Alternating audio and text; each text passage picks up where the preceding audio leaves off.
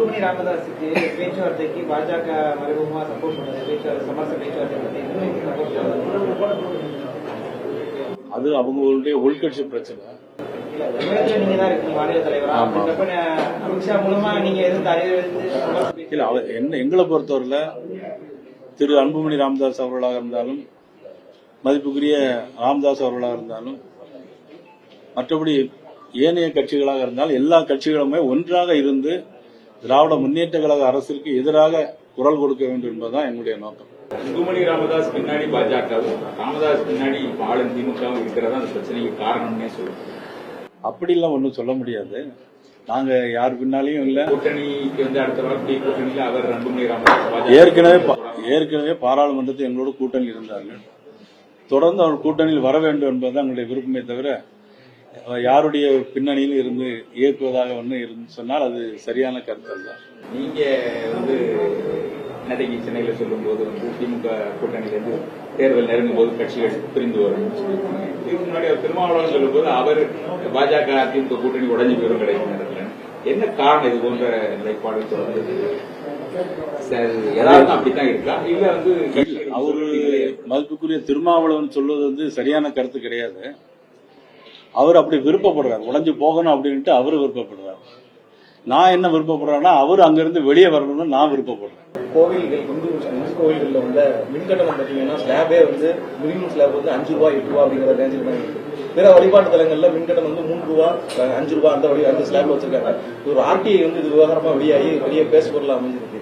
இது எப்படி பாக்குறீங்க? ஏற்கனவே மின்துறை அமைச்சர் நீங்க இருந்தீங்க. இல்ல அதுல ஏற்கனவே பாகுபாடு இருக்குது. முன்னாடி ஆரம்ப காலத்துல இருந்து அந்த மாதிரி ஒரு டேரிஃப் வச்சிருக்காங்க. அது தமிழக அரசாங்கம் வந்து எல்லா கோயில்களுக்கும் எல்லா மத வழிபாட்டு தலங்களுக்கும் ஒரே மாதிரியா கட்டணத்தை கொண்டு வர வேண்டும். இல்லைன்னா இன்னொரு 10 மாசம் தான் இருக்கு பொறுங்க. அதுக்கு பிறகு நம்ம வந்த பிறகு அதே மாதிரி ஒரே அடியா எல்லாத்துக்கும் சமமான கட்டணத்தை நம்ம கொண்டு வந்தோம். மாதத்திற்கு ஒரு முறை மின் கட்டணங்கிறது வந்து நிதியை பொறுத்து தான் செய்ய முடியும் மின்துறை அமைச்சர் சொல்லியிருக்காங்க. இங்க வரும்போது திருநெல்வேலி வரும்போது வேற சொல்லிவிட்டாரு மாதத்துக்கு ஒரு முறை மின் கட்டணம் அப்படின்னு சொல்லி அறிவிச்சாங்கன்னு கேட்டதுக்கு காலம் கழியட்டும் செய்யறோம். அவங்க தேர்தல் வாக்குறுதியிலேயே மிக முக்கியமானது ஒண்ணுன்னா எல்லா மின் கட்டணமும் மாதந்தோறும் ரீடிங் எடுக்கப்படும் அப்படின்னு சொல்லி தான் சொன்னாங்க. அவங்க தேர்தல் அறிக்கையில சொன்னா எல்லாத்தையும் செஞ்சுட்டோம் அப்படின்னு சொன்னாங்க. இது செய்யல. குடும்பத்துக்கு எல்லாத்துக்கும் 1000 ரூபாய் கொடுக்கணும்னு சொன்னாங்க.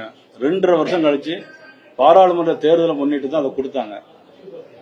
இப்படி அவங்க வந்து தேர்தலுக்கு தேர்தல் நாளுக்கு நாள் சூழ்நிலையை கருத்தில் கொண்டுதான் அவங்களுடைய தேர்தல் அறிக்கையும் அவங்களுடைய ஆட்சி பலனும் இருக்குதே தவிர மக்களுடைய நலன் கருதி மக்கள் நலன் சார்ந்து அவங்களுடைய ஆட்சி இல்லைங்கிறது.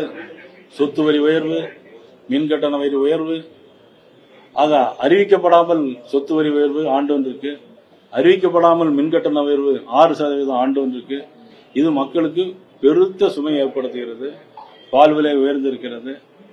ஆக வீட்டில் வந்து இன்னைக்கு என்னன்னா சொத்து வரி கட்டுறதா, கரண்ட் பில் கட்டுறதா, பால் வாங்குறதாங்கிறதா இன்னைக்கு எல்லாம் பிரச்சனையாக இருக்குது. விலைவாசி ஒரு பக்கம் உயர்ந்துட்டே போகுது.